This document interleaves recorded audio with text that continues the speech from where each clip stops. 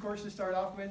To Colonel Lesia and Colonel Oda, commanders I've had, thank you for everything. And I appreciate you coming out today to support me on this day. Other thanks to others that have been here throughout my career. Major Polsky, thanks for coming out. Sergeant Major Danielson, I have in here to thank my peers, and you certainly are one of them. And we've always kind of pushed each other to excel and lead our units, especially in the brigade. Others, Sergeant Major Carney, I know called me, couldn't make it.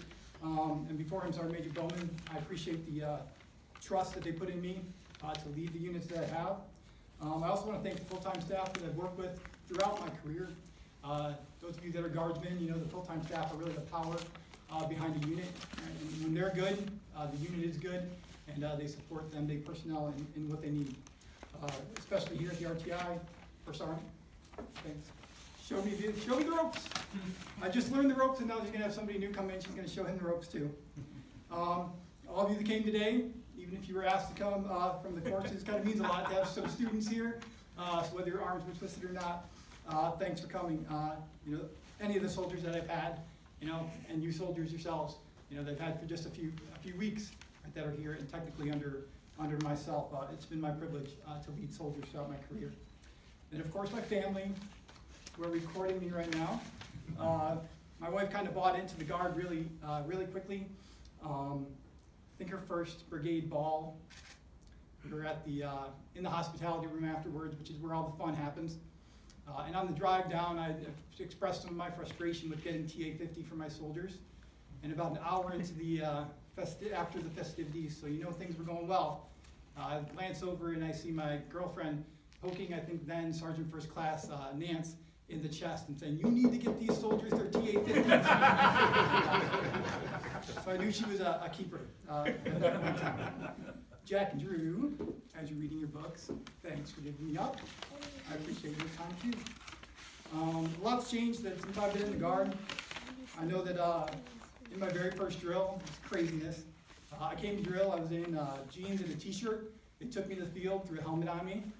I played Op 4 for the first day. Then they decided, since I didn't have any gear, they'd bring me back to the armory, and the supply sergeant gave me a green wool blanket and said, "Go find somewhere to sleep." And I remember that night counting the number of days I had in the Guard.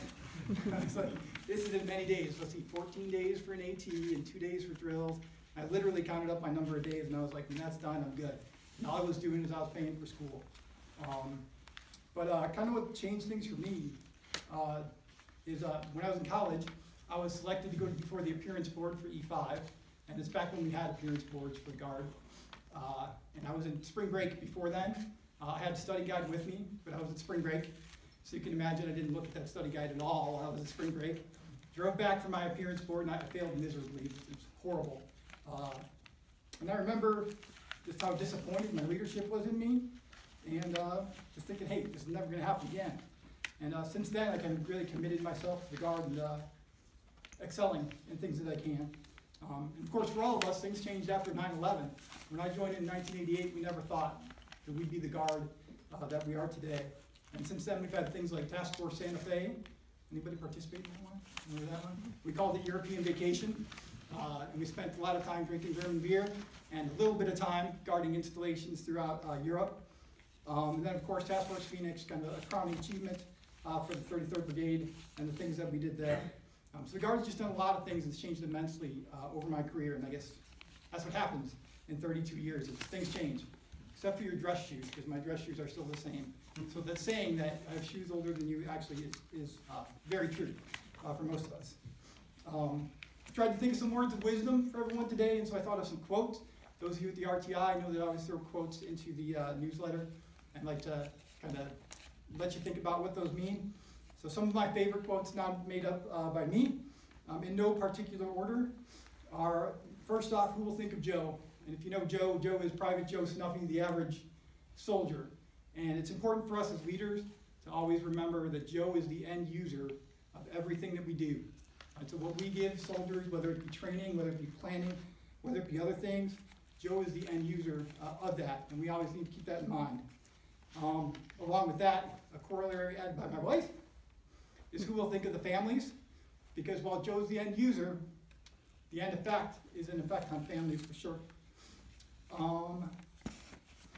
Secondly, the Army is about people. And I want to say this is a Colonel Hastingsism, but I'm not sure. I think he borrowed it from other people. But we do have to remember that the Army is always about people, and that you can learn something from everyone. For some reason, Friday night, trying to think of, hey, what am I going to say? I was like, man, I should talk about some soldiers that affected me in my career.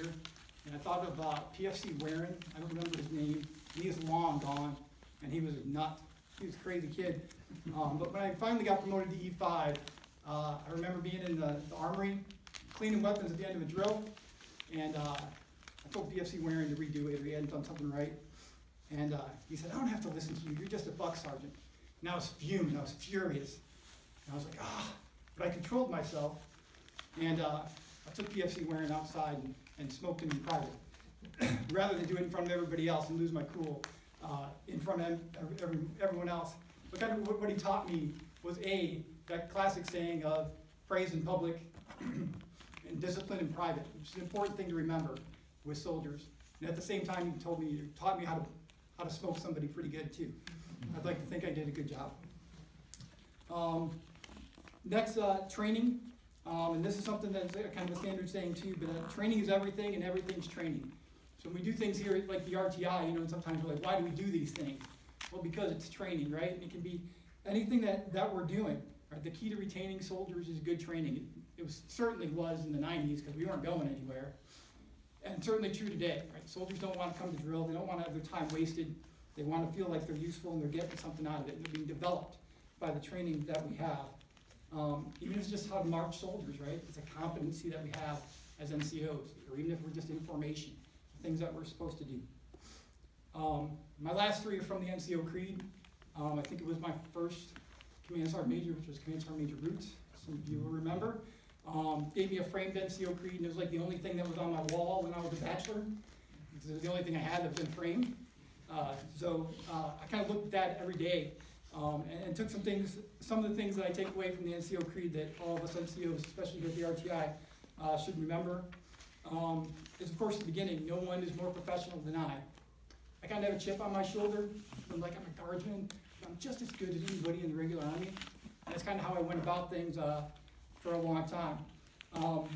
So we should be proud of what we do here, especially when we think about here at the RTI, right? We've got courses that we would stack up and instructors that we'd stack up against anybody in the schoolhouse across the Army, right? It doesn't matter if we're guardsmen or not. We're just as effective as soldiers, and we're just as professional. Officers of my unit will have maximum time to accomplish their duties. They will not have to accomplish mine. And I think about that all the time, right? That there's a great symbiotic relationship that you can have as a senior NCO with an officer and getting things done together, right? That makes the Army work. Right? When the NCOs do their job and the officers do their job, that makes things work the best. And sometimes you're not going to have that great working relationship. Sometimes you're going to have an officer that you don't like so much, and sometimes you can have a senior NCO for the officers that you don't like so much too, right? But finding that working relationship is the key to the greatness of the Army, is those two elements working together. And then finally, and this one I end everything that I put in the newsletter with, but I paraphrase it down to 2 words. My 2 basic responsibilities will always be uppermost in my mind: accomplishment of my mission and the welfare of my soldiers. And it's a delicate balancing act, right? What you want to get done and what soldiers need to get done are oftentimes different things, sometimes competing things, but always important things that we've got to learn how to balance and know how to balance as NCOs. So with that, I hope I didn't talk too long, and hope I gave you a few kernels of wisdom. Again, thank you everyone for coming that's been here. Everyone's come here to support me. It's been my honor and my privilege.